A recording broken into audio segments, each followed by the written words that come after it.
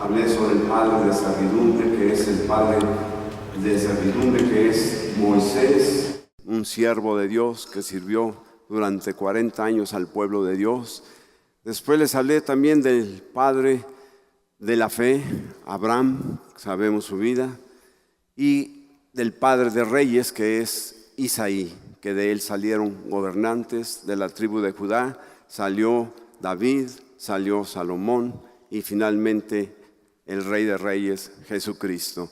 Y vimos esas características, y en Saltillo tuvimos un padre espiritual con estas características, un padre espiritual que nos guió, que con su presencia, nos ministró a todos, nos ministró al pastor Don, nos ministró al pastor Del, a mí y a cientos y cientos de personas que vinieron de todos lados.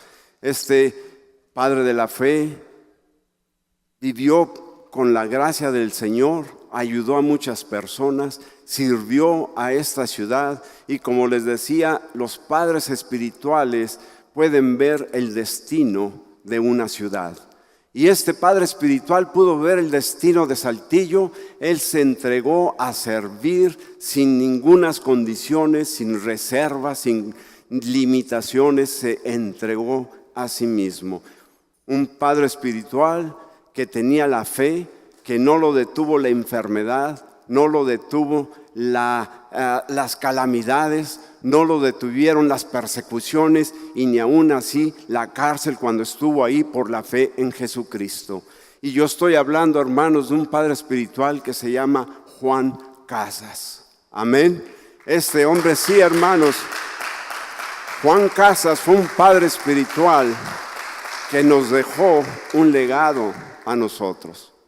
Yo lo recuerdo y aún puedo verlo aquí enfrente de mí, su gozo de servir al Señor. Se metía a las montañas, se metía por todos lados para servir. Damos gracias a Dios por él. Él fue un amigo del Señor. Amén. ¿Y qué es lo que se necesita para ser un amigo del Señor? Jesucristo dice: sois mis amigos. Pero, ¿hay alguna condición para ser amigos del Señor? ¿O solamente somos sus amigos porque está escrito? Pero vamos a ver una escritura ahorita, pero vamos a decir, por ejemplo, usted puede conocer quién es Jesús, pero ¿realmente sabe si tiene una relación con Él? ¿Si su relación es buena con Él? Por ejemplo, el vecino de enfrente de su casa lo conoce, pero tal vez no sea su amigo, pero lo conoce, lo saluda, buenos días, ¿cómo está? Ve que entra, sale la familia, que tiene hijos, que tiene un carro, 2 carros, los conoce. Pero cuando usted se acerca al vecino y le da la mano y comienza a platicar con él, comienza a desarrollar una relación personal. Ya después se platican, comienzan a conversar. Oye, pues vénganse a comer, lo invita a la familia a comer, y ahí empieza una intimidad, empiezan a contarse cosas más íntimas.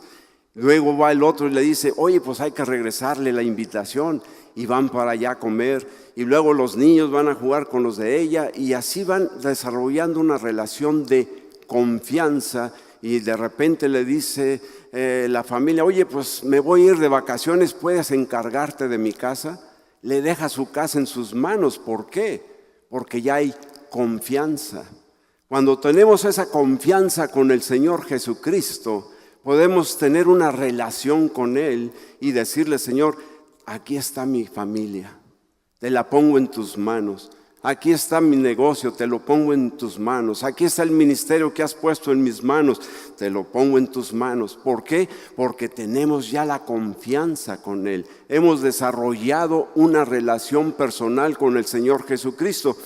Y yo le voy a pido al hermano que me ponga Juan 15, versículo 14. Ahí nos dice cómo llegar a ser sus amigos. ¿Cuántos quieren ser amigos del Señor? Amén. En Juan 15, 14, vosotros sois mis amigos si hacéis lo que yo os mando. Esa palabra, si hacéis, es lo que divide entre conocerlo y ser su amigo. Podemos conocerlo, pero si hacemos lo que Él nos manda, podemos ser sus amigos. Muchos de nosotros solamente escuchamos, ¿verdad?, que queremos ser sus amigos, pero hay una condición: hacer lo que Él nos pide. ¿Cuáles son las dos palabras que el Señor está esperando? Ayer se las dije. Las dos palabras que el Señor está esperando de cada creyente, ¿cuáles son? Heme aquí. Aquí estoy. Así le dijo a Abraham. ¿Recuerdan en Génesis 12 cuando le dice a Abraham, que se los platiqué ayer, cuando va a sacrificar a su hijo? Le dice Abraham, le dice, sí, aquí estoy. Heme aquí. Él no sabía para qué lo llamaba. De haber sabido no va. Pero entonces le vuelve a decir, toma a tu hijo, llévate la leña y vete al monte. Heme aquí, Señor. Y cuando le dice, llévalo a sacrificar, le dice Abraham, heme aquí. Él sigue simplemente la que el Señor le dice. Finalmente sabemos la historia de que cuando le iba a meter el cuchillo, ¿verdad?, un ángel le dice, no, Abraham, no es tu hijo el que va a pagar el precio, sino un cordero que ya proveyó el Señor. Entonces, en Santiago 2:23, vamos a poner esto. Santiago 2:23 dice, pues son muy, yo pensé que ya la tenía, ahí está. Y se cumplió la escritura que dice, Abraham creyó a Dios y le fue contado por justicia y fue llamado amigo de Dios. ¿Por qué fue llamado amigo de Dios? Porque él hizo lo que el Señor le pidió. Él simplemente dijo, heme aquí. Lo mismo le sucedió a Moisés. Sabemos la historia cuando se presenta en la zarza ardiendo y le habla el Señor, Moisés, Moisés. ¿Y qué responde él? Heme aquí. Aquí estoy. Es lo que el Señor espera que nosotros digamos para que Él nos tome y comience a trabajar con nosotros y poder hacer lo que el Señor dice. Ahora vamos a leer el contexto completo. Regresemos a Juan 15, del 12 al 17. Juan 15, del 12 al 17 dice, este es mi mandamiento. El Señor, recuerden que dijo, si hacéis lo que yo os mando, seréis mis amigos. Este es mi mandamiento, que os améis unos a otros como yo os he amado. El que sigue. Nadie tiene mayor amor que este, que uno ponga su vida por sus amigos. Jesucristo puso su vida por nosotros. Nada hay mayor, dice, que este es el mayor amor, que uno ponga la vida por sus amigos. Yo recuerdo a tu papá, hermano Natán, que él ponía su vida por sus amigos. Ese es el mayor amor que podemos dar. Vamos a seguir leyendo. Vosotros sois mis amigos si hacéis lo que yo os mando. El que sigue. Ya no os llamaré siervos, porque el siervo no sabe lo que hace su Señor, pero os he llamado amigos, porque todas las cosas que oí de mi Padre os las he dado a conocer. Antes de ser sus amigos, tenemos que servirle. Y cuando somos sus amigos, hemos llegado a ese nivel, entonces, ¿verdad? Él dice que ya no nos llamará siervos, sino amigos. Dale al que sigue, por favor. No me elegisteis vosotros a mí, sino que yo os elegí a vosotros y os he puesto para que vayáis y llevéis fruto y vuestro fruto permanezca, para que todo lo que pidieres al Padre en mi nombre, Él os lo dé. Yo recuerdo que cuando tenía la huerta de manzanas, descubrí una cosa en los árboles frutales. Solamente tenían una función. ¿Cuál era? Producir frutos. Y el Señor me reveló que el cristiano solamente debe de tener una función. la misma, producir frutos que duren, frutos que uno lleve todo el tiempo. Esa es la realidad. Ahora, cuando el Señor nos llama, tenemos que hacer todo lo que queramos. Nosotros vamos al último. Esto os mando, que os améis unos a otros. Lo mismo que nos dice en el versículo 12, nos lo vuelve a repetir en el versículo 17. Es el único mandamiento que Jesús realmente nos dio. Aparte de los 10 que ya conocemos, Él nos da uno: amaos los unos a los otros. ¿Quieren ser amigos del Señor? Hay que hacer lo que Él nos mande. Ahora, podemos hacer lo opuesto. Él nos puede llamar y correr nosotros y no obedecerle, porque no queremos hacer lo que Dios quiere. Y podemos ver la historia de Jonás. A Jonás el Señor le pidió que fuera a predicar a Nínive, y él no quiso oír a Dios. No le dijo, heme aquí, sino que se echó a correr y se fue de una ciudad a otra y agarró un barco para irse todavía aún más lejos, porque no quería hacer lo que el Señor le mandó. Y todavía en el barco se metió hasta lo más abajo, a lo más profundo, y se tapó y se metió en la cama porque no quería oír la voz de Dios, no quería hacer la obra del Señor, no quería cumplir con esto. Jonás aprendió de la manera muy dura a hacer las cosas de Dios, porque cuando el Señor lo mete, ¿verdad? Ahí estuvo 3 días en una ballena, y cuando sale y después le dice, quiero que vayas a Nínive a predicar. Sí, Señor, ya no quiso volver a sufrir. Pero podemos hacer lo opuesto. Podemos irnos, hermanos. En esa barca estaba una gran tormenta, la gente estaba, ¿verdad?, desesperada, estaba a punto de morirse, y hay muchos cristianos como Jonás que se están escondiendo allá abajo cuando el mundo está, ¿verdad?, en una tormenta desesperada, y necesitamos levantarnos y no ser como Jonás, sino decir, Señor, aquí estoy, ir y rescatar a los perdidos. Pero a veces no queremos escuchar al Señor. Nos refugiamos en una depresión en lo más profundo. Nos llegan los problemas y nos pueden someter abajo. Y andamos desesperados, pero no escuchamos la voz del Señor. Mire lo que nos dice Isaías 30, cuando no escuchamos la voz del Señor. Vamos a Isaías 30, versículos 1, y vamos a ver. ¿Ya lo tienen? Yo no, aquí está. Isaías 30 dice, ay de los hijos que se apartan. No le está hablando al mundo, hermano, nos está hablando a quiénes, a los hijos.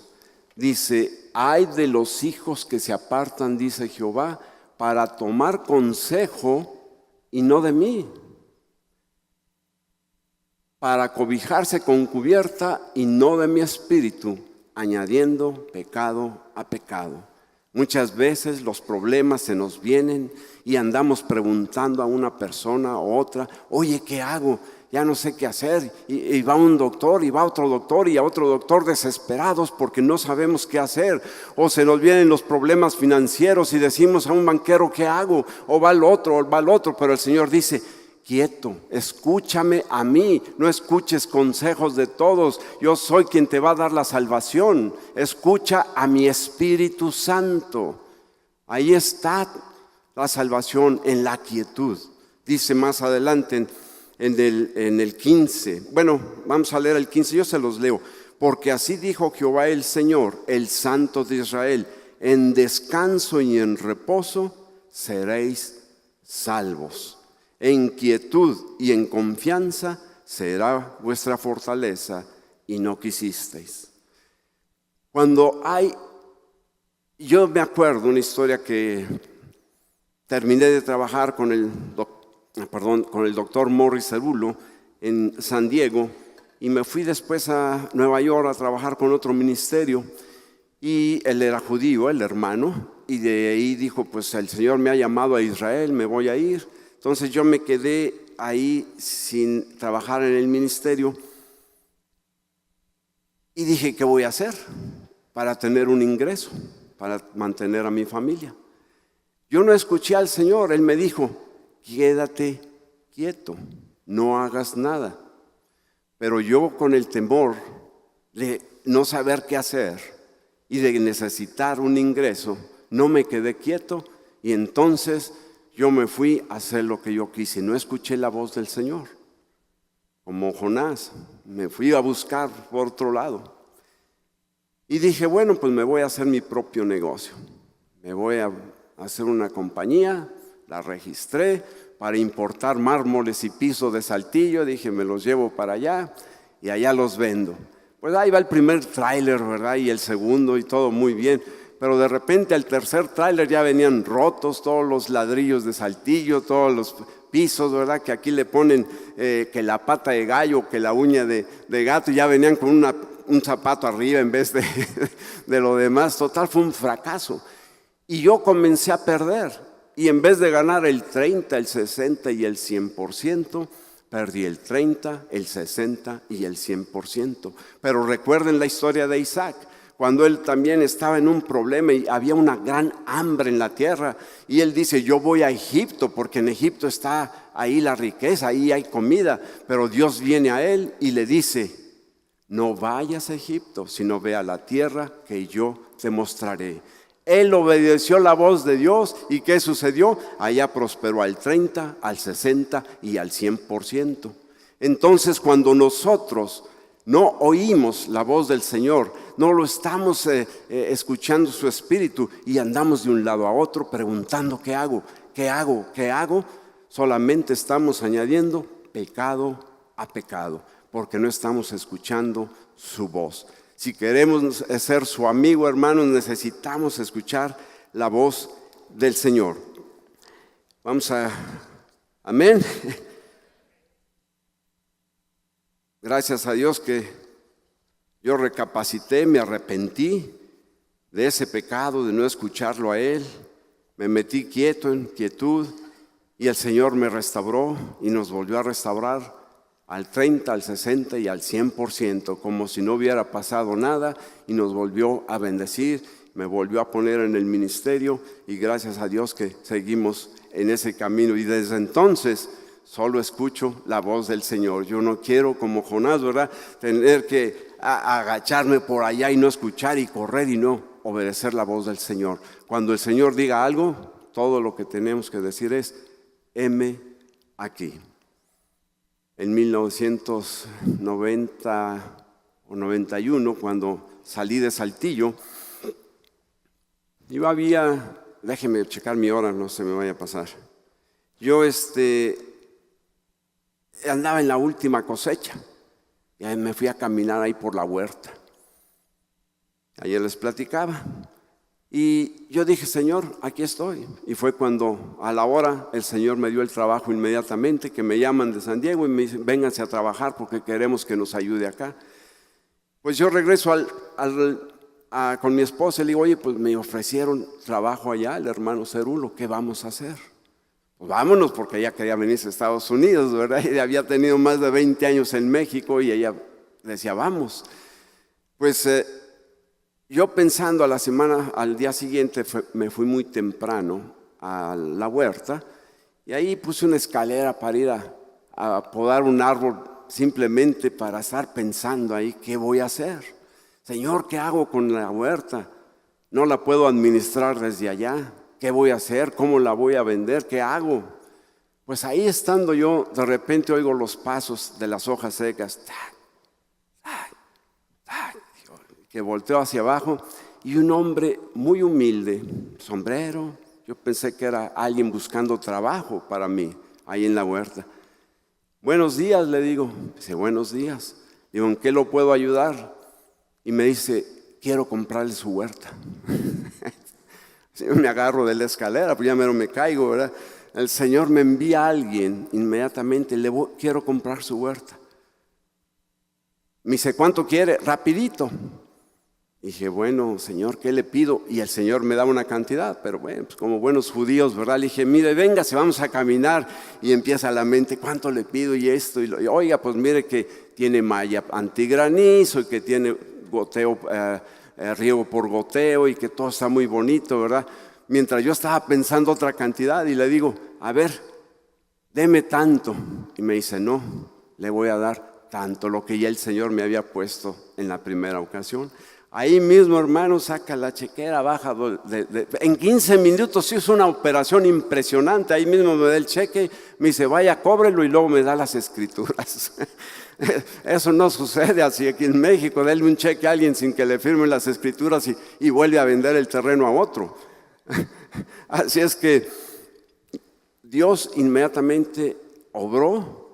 ¿Y qué hice? Pues como Abraham, simplemente agarré el auto, tomé a mi esposa, mis 2 hijos, 4 maletas y nos fuimos. Dejamos atrás la huerta, dejamos la familia, dejamos la gasolinera que había construido ahí en San Antonio, dejamos toda la reputación, ¿verdad? Desayunaba uno con el gobernador, con los manzaneros y todo eso. Dejé atrás todo cuando el Señor me habló. Cuando yo dije, heme aquí, en ese momento Él me tomó. Pero yo estoy seguro de que esa fue la voz de Dios. No lo haga menos que sea Dios, porque quién sabe cómo le vaya a ir, ¿verdad? Pero cuando es Dios, Él se encarga de hacer todas las cosas. Llegamos allá y a partir de ese momento supe, Señor, gracias porque tú eres quien yo estaba esperando que fueras. Él se manifestó, me dio la oportunidad de viajar por todo el mundo y así es como serví al Señor. Y necesitamos servir al Señor. Antes de ser sus amigos, dice, ya no seréis mis siervos. Pero cuando Él dice algo, eso es porque primero tenemos que ser sus siervos y después seremos sus amigos. No podemos llegar antes a eso. Y para llegar a ser un amigo de Jesús hay que aprender a servir. Y para poder servir necesitamos prepararnos, hacernos los discípulos. Un buen ejemplo es la vida de Felipe, que está en Hechos 6:1-8. Póngalo, hermano, por favor. Hechos 6:1-8. No podemos simplemente decir, yo quiero servir. Necesitamos prepararnos. En aquellos días, como creciera el número de los discípulos, estaba creciendo. Hubo murmuración de los griegos contra los hebreos, de que las viudas de aquellos eran desatendidas en la distribución diaria, que no se les daba la comida y que estaban con problemas, ¿verdad? Y luego dice adelante, entonces los 12, aquí estamos ya con los 12 apóstoles, convocaron a la multitud de discípulos. ¿Cuál es un número de la multitud? La multitud creo que lo mínimo son 4,000 personas y de ahí pueden ser 50,000, así es que ya había mínimo ahí miles de discípulos, porque era una multitud de los discípulos y todos listos. Ya discipulados quiere decir que ya habían recibido instrucción del reino de Dios, que ya habían sido instruidos por Jesucristo o por los apóstoles en lo que es el evangelio del reino de los cielos. Y dice, no es justo que nosotros dejemos la palabra de Dios para servir a las mesas. Dicen ellos, ¿verdad? No es justo que estemos aquí. Necesitamos ponernos a trabajar en lo que Dios nos puso en vez de andar nosotros sirviendo las mesas. Sigue adelante. Buscar, hermanos, de entre vosotros, entre los miles de discípulos, a 7 varones de buen testimonio, llenos del Espíritu Santo, llenos de sabiduría, a quienes encarguemos de este trabajo. Aquí ya los discípulos estaban preparados, escogieron a 7 para hacer esta obra, para servir, no para predicar, simplemente para servir en el cuerpo de Jesucristo.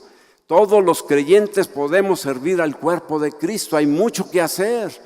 Usted tal vez me ve a mí, ¿qué me ve? 2 piernas, 2 brazos, el dorso, una cabeza, 5 cosas. Pero esto no es lo que me da vida. Lo que da vida a este cuerpo es el interior, las partes pequeñas que están adentro. ¿Sabe cuántas células tengo yo en mi cuerpo? Tengo más células que toda la población del mundo. Tengo más partes en mi cuerpo que los 7,000 billones de habitantes en la tierra. Tenemos, se dice, que por lo menos entre 4 a 30 trillones de células. Imagínense cómo estamos formados por el poder de Dios. Una persona tiene tanta fuerza y energía para poder hacer la obra del Señor. El cuerpo de Cristo requiere de todos. Tal vez usted está viendo aquí a su pastor, ¿verdad? Al apóstol Natán, y lo ve, pero él no es solamente lo que ve. Él necesita que lo de adentro, lo que está en la iglesia, ¿verdad? Es lo que le da vida a esta iglesia y a cada iglesia local. Sin ellos no puede hacerlo uno solo. Por eso dice, ¿verdad? Síguele adelante, dice que se encarguen. ¿Y nosotros qué? Persistiremos en la oración y en el ministerio de la palabra para poder extenderla. Hay que dejar que los que tienen la visión que han recibido, los pastores de las iglesias locales, tengan ayuda para que ellos puedan extenderse la palabra de Dios libremente, que ellos puedan educarse, que tengan la sabiduría de Dios. Mire lo que dice, ¿cuál es la sabiduría de Dios? Esta que tengo aquí en mis manos es la sabiduría de Dios, la Biblia, la palabra de Dios. Vamos a ver ahí rapidito Proverbios 4.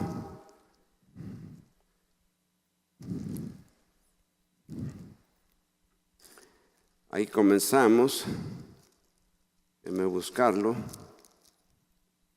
Pero lo bueno es que a veces sabe uno dónde están, aunque no se encuentran rápido. Dice, ahí vamos a comenzar el 5, versículo 5. Dice, adquiere sabiduría, adquiere inteligencia. No te olvides ni te apartes de las razones de mi boca. El que sigue. No la dejes, ¿a quién? A la sabiduría. Y ella te guardará. Ámala a la sabiduría y te conservará. Aquí está la sabiduría de Dios, hermanos. Yo aprecio mucho, continúe, el que sigue. Sabiduría ante todo. Adquiere sabiduría. Métete a la palabra de Dios, estúdiala, vela, cómetela, porque esa es la sabiduría de Dios. Y luego dice, y sobre todas tus posesiones adquiere inteligencia. ¿Y para qué queremos la inteligencia? Para entender la sabiduría de Dios. Yo aprecio a los pastores que se preparan cada domingo y miércoles o cuando van a dar un mensaje. Aprecio cuando ellos han invertido en inteligencia, en libros, en educarse para poder traernos un mensaje cada domingo lleno de la sabiduría de Dios. Cuando el pastor Natán nos invitó ahí arriba a su oficina, me di cuenta que él está comprando, invirtiendo en inteligencia para poder mostrar a ustedes, al pueblo, a los que están aquí, la sabiduría de Dios. Sin la inteligencia, hermanos, no podemos entender la sabiduría de Dios. Es importante invertir en ella. ¿Qué más dice? El que sigue, engrandécela y ella te engrandecerá. Hable bien de la palabra de Dios, engrandezca la palabra de Dios, que es la sabiduría, y ella te engrandecerá, ella te honrará cuando tú la hayas abrazado. Es importante, hermanos, que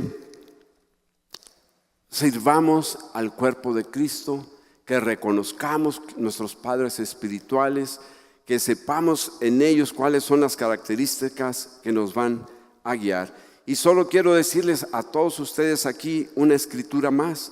¿Cómo podemos ser parte del cuerpo de Cristo? No necesitamos estar de apóstoles o profetas o maestros o evangelistas. No. Cada uno en el lugar que está puede servir al Señor. El problema con los creyentes es que en la iglesia son una identidad y cuando salen de la iglesia son otra identidad. Cuando están en el trabajo, cuando están con los amigos, cuando están en otro círculo social, se olvidan de quiénes son en Cristo. Tienen que ser lo mismo aquí que afuera, la misma persona.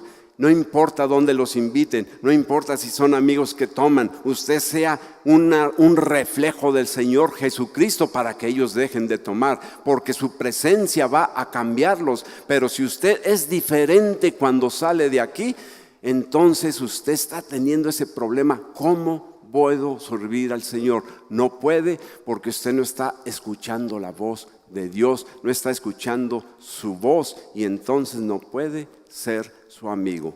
Lo conoce, pero no es su amigo. Y el Señor dice, ¿cómo te podemos servir? Mire Éxodo 35, para que vean. Éxodo 35, hermanos, versículo 30 a 35, y voy a terminar.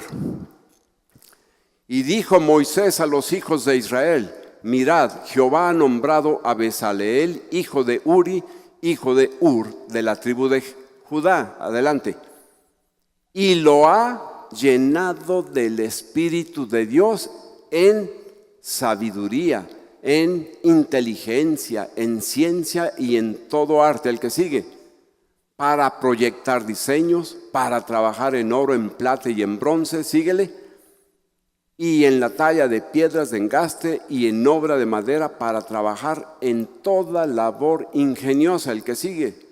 Y ya puesto en su corazón el que puede enseñar, así él como a Oliab, hijo de Ahisamac, de la tribu de Dan. Y el último, el 35, y los ha llenado de sabiduría de corazón, para que hagan toda obra de arte y de invención, y de bordado en azul, en púrpura, en carmesí, en lino fino y en telar, para que hagan toda labor e inventen todo diseño. ¿Para qué? Para los propósitos del Señor Jesucristo.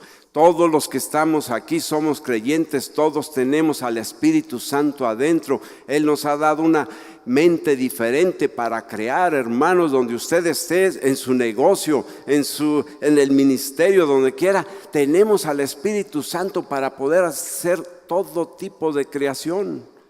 Ahí podemos servirle en donde estemos. No necesitamos solamente estar en un lugar. Amén.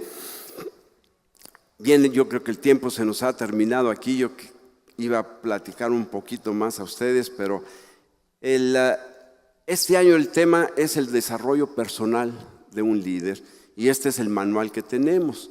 Yo le voy a pedir al hermano que ponga ahí la página del internet donde tenemos los manuales. Ahí, mire, la tiene. Ahí usted puede descargar, son 4 manuales como este. Tenemos 3 más, hay 4, los puede tener, los descarga, y esa es la página de internet que tenemos. Este año fue desarrollo personal de un líder. Yo iba a compartir las 18 características que nos habla el Señor de los líderes de los últimos tiempos, pero bueno, aquí está, usted puede verla ahí, y muchos otros maestros, ¿verdad? Somos como 8 que escribimos cada quien un tema diferente con el tema general. Así es que, hermanos, solo escuchemos la voz de Dios. No escuchemos voces, ecos por todos lados. ¿Qué hago, Señor? Simplemente no corra como Jonás a refugiarse. Si tiene un problema de depresión, si tiene un problema familiar, si tiene algún otro problema, no corra. No busque consejo fuera de la iglesia. No busque consejo por todos lados, sino quédese quieto a escuchar la voz del Espíritu Santo, y Él le dirá: este es el camino. Amén. Vamos a ponernos de pie, hermanos, para hacer una oración.